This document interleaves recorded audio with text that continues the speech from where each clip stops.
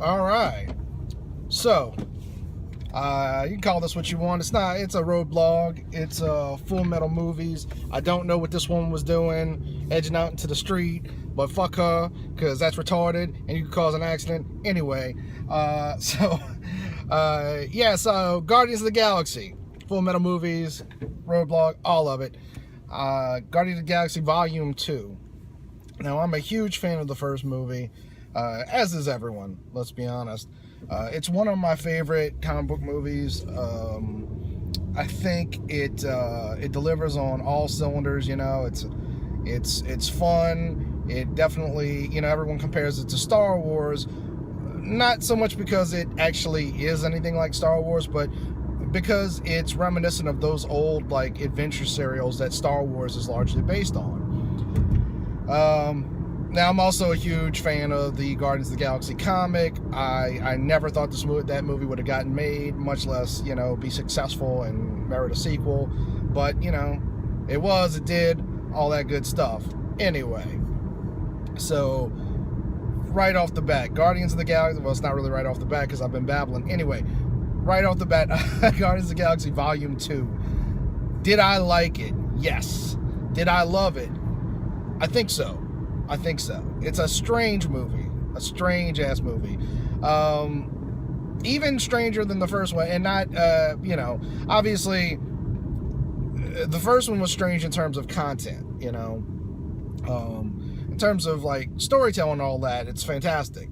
And actually redefined how a lot of these companies are trying to market their movies. Suicide Squad is a prime example of it. You saw the new Justice League trailer, clearly going for a Guardians thing. And there's even there was a new movie that's coming out based on an old graphic novel, which I've never read, called The Valerian. There was a trailer for that in front of the Guardians Volume 2 movie. And I've never read the book, so I can't say for certain how that is tonally, but I'm seeing a lot of wannabe Guardian stuff in the execution of Valerian. There's not, you don't have the rock and roll soundtrack, but in terms of how the character dialogue and stuff like that, I feel like it's going Guardian. Certainly visually, there's a lot of Guardian stuff in there, but again, Valerian, I'm pretty sure is a very old book, so could be a chicken and the egg thing. Moving on, anyway. But the second movie was strange in terms of storytelling, less than content. So I feel like, at least in my opinion, I've had a few people argue with me, I don't feel like Guardians Volume 2 follows the traditional 3-act structure, that being introduction, climax, resolution. I feel like there's sort of a domino effect going with Guardians, in that it feels like a bunch of different blocks fall in place, and maybe from different directions forming into a lead, but I don't feel like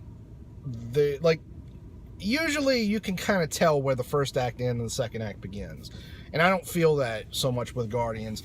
Maybe if I watched it again, I'd see it a little bit more. Not doing that right now though. But and it's not a complaint. It's just it makes the movie feel a little sloppy, and not even in a bad way. Not in a I didn't enjoy this movie because the storytelling. Just in a I don't really know quite how to react and how to put this. I definitely don't know how to rank it in terms of best comic book movies or best Marvel movies. I really enjoyed it. I'm definitely gonna buy it, but I just don't know where I would put it because it's so strange. In a lot of ways, I feel like it is an improvement on the first movie. I don't think it's better than the first movie, but there's certainly things about it that I think that James Gunn really improved on. And I will say that this movie had a lot of heart in it. The first movie, especially with something like Guardians, you have to have an origin story. Guardians is so strange, I don't know how you would have pulled that off. And same thing with Doctor Strange, Strange, whatever. But it's such an unusual concept that you kind of had to have an origin story to really grasp what was going on in it. Something like Avengers, I don't know if you had to have an origin. Of course, they were going to, but I feel like, Super Team, you could kind of get it pretty easily. Anyway, so there were so many great character moments in Guardians Volume 2 that, I mean, first of all, James Gunn said the character that was most going to surprise you, was going to be the breakout star, is going to be Drax the Destroyer. And he was wrong. Don't get me wrong. They definitely figured out what to do with Dave Bautista and with the Drax character. The first movie, they had an idea, and they're like, okay, well, he's going to be great for the action. He's obviously not going to be a great actor. Let's just give him something that he can sort of grasp and run with it. And so Drax was very literal, and it worked, and it was amusing, and it was entertaining, but overall he was the weakest character in the story. In this one, they definitely figured it out, and he's much, much better and very effective, and is a strong presence in the movie that I really, really enjoyed. However, to say he stole the movie is ridiculous. This movie was all about Yondu Udonta. Now, again, like I mentioned earlier, big fan of the Guardians of the Galaxy, and that's actually true of both the original Guardians and the version that the movie was based on loosely. Now, like 90% of the characters in the Guardians movie, Yondu is completely different than he was in the comics. And Yondu is probably the biggest change as far as the character. Like, there's almost no similarities. That said, like, man, they really, really did something special with Michael Rooker in this movie, and I mean, I could have. It made me want to watch a whole movie about Yondu. And if Marvel ever greenlit that, I'd be all about it. Do an origin story. Hey, it could be a buddy cop film. Well, not cop, but buddy outlaw film about him and Sylvester Stallone as the car, which we'll get to in a minute. But just absolutely brilliant. Nebula also, that's the thing about this version, this volume, is that what they really did was, like, they gave almost every character a real chance to shine. Gamora is probably the only one that didn't really get much to do. Like, she was obviously a big part of it, but there was really not a lot of character growth with her. Like, all of her character growth revolves around her relationship with Nebula, but Nebula is the one that actually gets a strong character arc in it. But they, if you take Yondu, Nebula, and Kraglin, played by Sean Gunn, I felt like those three characters shined a little bit more than, even Chris Pratt's Star-Lord, Peter Quill. Essentially the movie was about father and son relationships, so, he obviously got like I don't know if he got a real character arc in this. He's the protagonist, but did he really change much in the movie? No. I think the only thing that changed, and it's similar to Gamora in that way, that he understood his relationship with Yondu the same way that Gamora came to understand her relationship with Nebula, which is great, don't get me wrong, but Yondu and Nebula are the central characters in those particular arcs. So, let's see. What else do I want to talk about? As far as characters, like I said, everyone got a chance to shine. Baby Groot, who I thought would steal the show, was fantastic. I'm kind of sad that we won't get more Baby Groot the next time we see the Guardians in Avengers 3. But I understand why. This movie takes place a couple of months after the original Guardians movie, and then when you see them next in Avengers 3, they've confirmed that, you know, they'll have caught up with the timeline, obviously. And so you're going to see them in different places, and it makes sense. I will say that the version of Groot that you see in the final, well, it wasn't the final cutscene, but one of the final cutscenes, the teenager, it was a cute joke. I'm assuming that we will see full-grown Groot in the next time we see him. I really hope so. But yeah, so let's go to music next. The music wasn't as strong in this volume. There were a few standout songs. One of them obviously being Brandy, which they purposely ran into the ground. Another one being Cat Stevens, Father and Son. You know, it's Cat Stevens. You can't really go wrong with a Cat Stevens song. And Father and Son, it's a little on the nose, obviously, but so strong and so appropriate. And really, that's probably the song that sticks with you after you leave the movie. A lot of the other songs, I can't remember the name of the first song in the opening sequence, but I understand why they used it, and it worked, but I just don't like the song. And that's what it comes down to. Like, I think the songs worked, a lot of the songs that they used, but I really only like 3 or 4 of those songs that they played. Probably only 3. But I understood why James Gunn used them, and that comes down to personal taste. Opening sequence I do want to mention. Now, obviously it's a take on something you've seen before, that being that there's a big battle going in the background and you're paying attention to the characters that are sort of on the sidelines. But done so brilliantly. It's a fantastic opening sequence. I just I can't say enough about how great that was and how well it was shot and well done. Let's see. Let's talk about some of the minutia. One, the idea that... Oh, did I mention Kurt Russell? I didn't mention Kurt Russell. Love Kurt Russell in this. Understood why he died. Kind of sad, because I loved Kurt Russell in this. And I totally bought, you know, his relationship with Peter. And it really, you didn't have to sell it. Kurt Russell kind of did that. Kurt Russell and Chris Pratt, obviously, together did that on their own. But they really, really sold it. You know, funny enough, so there's a section of the movie where Peter Quill's learning to use his Star-Lord powers, his superpowers, and, you know, he forms a little ball of light and he throws it to his dad, and Dad throws it back. So sorry about that. There was a little interruption there. I got a phone call. I'm recording this on my iPhone, as I always do.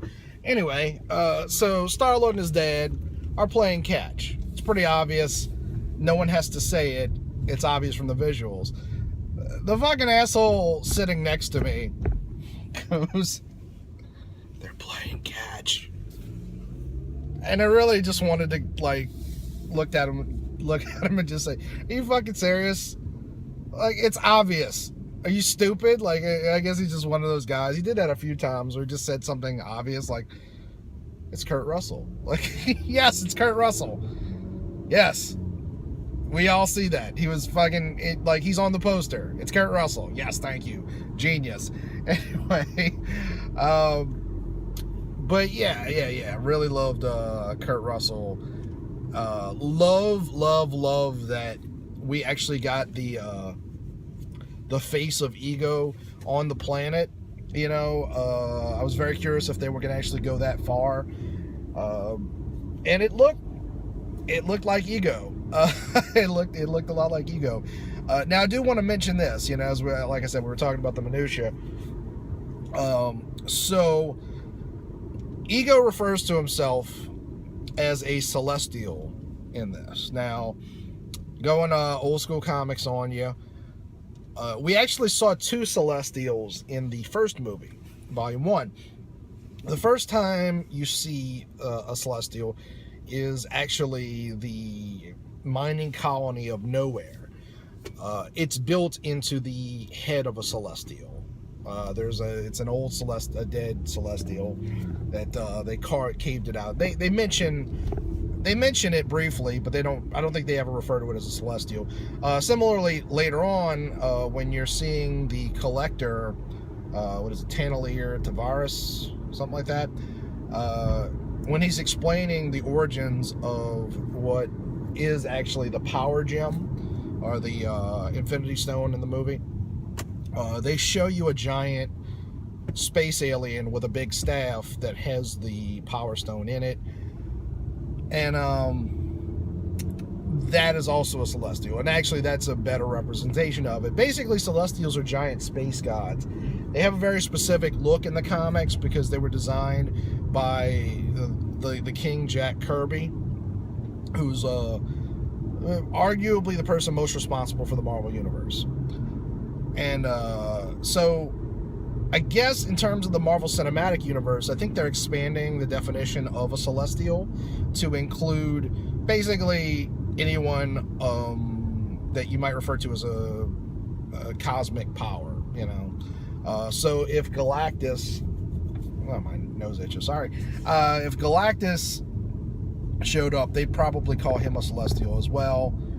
And really broad definition of it, but it works. You know, I'm not gonna bitch and moan about that. You also saw briefly in the Stan Lee scene a giant big-headed alien. Those are known as the Watchers. So the one that you see in the cutscene, well, there's a group of them. The one that you see in the actual movie is probably the Watcher of Earth. Basically, they're giant, well, again, space gods. The Watcher race does exactly what they say. They watch different, like, spacefaring races, and Earth has its own, and every universe of Earth has its own. So in another dimension, like so the Marvel Cinematic Universe would have its own Watcher, and then the Marvel Comics universe would also have its own Watcher. And they all look alike, doesn't really matter. But that's what that was. And actually, it's sort of poking fun at, there's apparently some fan theory that Stan Lee is one of the Watchers, and this was clearly James Gunn kind of taking a shot at that, and saying, no, Stan Lee is not a Watcher. I actually got the impression that he might be an old Fantastic Four character called Willie Lumpkin, who, if you watch the Jessica Alba Fantastic Four movies, Stan Lee plays Willie Lumpkin in those movies. It's all a little bit of fan service, but I was actually kind of fascinated that they use the Watcher, because I'm pretty sure Fox owns the rights to those characters. But I mean, I don't really know what the ins and outs of those contracts are. So either way, also, so one of the final credit scenes, and we should talk about a couple of them, is Sylvester Stallone's character, Stekar, also known as Starhawk. First of all, loved Sylvester Stallone playing that character. Again, just like Yondu, it's such a completely different version of the character. Starhawk is kind of I keep wanting to use the word space god, but it seems to broadly apply to a lot of these characters. He's sort of this omniscient character that's one of the founders of the Guardians of the Galaxy. Well, no. Yeah, anyway, he's a 70s Guardians of the Galaxy character. Doesn't matter. And they redefined him in this, and it really worked. I've heard that James Gunn plans to bring him back. I've seen a few people suggesting, oh, they're going to make an old school Guardians of the Galaxy movie. They're going to use the original group, which that wasn't the original group totally, but we'll get to that in a second. No, there's no chance of that. I do hope, and I do believe that James Gunn will bring Sylvester Stallone back in. Obviously, like, some of the promo photos had Sylvester Stallone in it. Anyway, I can definitely see him finding use for that, but I cannot see any reason why Marvel would bring the original Guardians back, partially because Marvel is almost a slave to their meta arcs. there's Kevin Feige loves Doctor Strange. That's why Doctor Strange is there. But they needed some sort of space characters to introduce certain elements. So that's probably why they brought in the Guardians. But the original Guardians of the Galaxy, there's virtually no reason for Marvel Studios to greenlight that. But you never know. I just don't see it happening. I think a lot of it was a joke. The fact that Miley Cyrus played a character called Mainframe, that's clearly a joke. And so if you're not familiar with those characters, so mention Starhawk. Ving Rhames is playing a character named Charlie 27. Looks nothing like Charlie 27. The only reason I know that is because James Gunn let that information out. Same thing with I think it's Michelle Yeoh played Alita. Alita was like a large-breasted blonde in the original Guardians. Doesn't look anything like her. It's barely. It's one of those things where there's really no point in even calling her Alita. It's just that's who we decided to cast, whatever. And it doesn't really matter because, like I said, like the whole thing's just a little bit of fan service for old school Guardians fans. But the Miley Cyrus one, the floating robot head, I actually, when I saw it, I'd forgotten about what James Gunn had said about the original Guardians, which ones were appearing. That's actually or I thought that was supposed to be an old X-Men character named Widget, but apparently it's supposed to be Mainframe, who is the Vision of the future. I know I'm going really, really deep with the nerd shit here, but so another character that they just completely redefined for no reason, other than I guess maybe he's friends with Miley Cyrus. I don't know. Let's see. Oh, and then the space dragon looking guy, that's Korugar, who is actually Doctor Strange's successor in the future. The original Guardians of the Galaxy comic took place in the future. I want to say it was 1,000 years, and in 1,000 years, basically Stephen Strange becomes the Ancient One, and he appoints a Sorcerer Supreme on Earth, and that's Korugar, the dragon guy. Let's see. I guess that's all I have to say about that. I know it went on for a while. Really in depth with this shit, but I love it so much.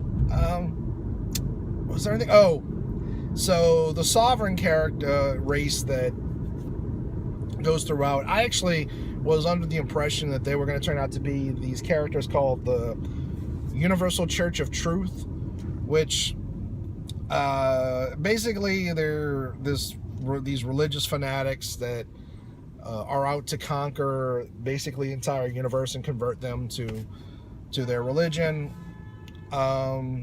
Obviously, that's sometimes used as commentary on religion in general. Whatever. I'm not a big fan of that kind of stuff, but they're great enemies in the comics, or great antagonists, excuse me. And the Universal Church of Truth has always been like a big Guardians thing, at least in the modern iteration.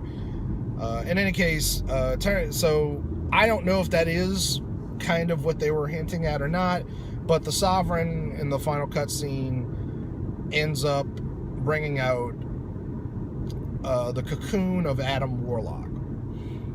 And again, it's one of those things that you'd have to know the comics to know anything about. What's interesting is that at the end of the first Guardians movie, we saw the cocoon of Adam Warlock, or what we assume. So it's, in a way, it's similar. It's almost like he kind of backtracked between the first movie. I mentioned the Celestials earlier. Same thing with this. But you can argue around it. You can argue that was just a different space cocoon, because no one actually said, hey, that's Adam Warlock, other than the fans. I'm curious to see if Adam Warlock's going to be in Guardians 3, which James Gunn has actually said that he will be directing and writing. Or, Adam Warlock's like a big part of the Infinity Gauntlet, which is what the next two Avengers movies are going to be based on. So is it possible, because like a lot of times Marvel does the cutscene at the end where it leads into the next Marvel movie, and the next actual Marvel movie I believe is Thor Ragnarok. I could be wrong about that. I mean, arguably Spider-Man, but I think it's Thor Ragnarok. Anyway, so it's possible that, you know, if Adam Warlock does pop up and is a part of the next Avengers movie, that actually was a cutscene leading into a future Marvel movie. But a lot of unexplained questions in that regard. Anything else? I don't know. I really enjoyed this movie. It's not very traditional. It really is a strange movie to me, but fantastic. And you know, it's really interesting to see James Gunn, you know, come into his own in that regard, you know, in terms of filmmaking and all that. So you know, really established himself as like one of the best, you know, at least sci-fi directors in my opinion, with these last two movies. So all right, that'll do it. I've been Buck Lightning, Metal Hand of God podcast, Grim Grinning Hosts, also a podcast. You know, find me on Twitter at Uncle_Reb, REB. Thank you, and I'm out.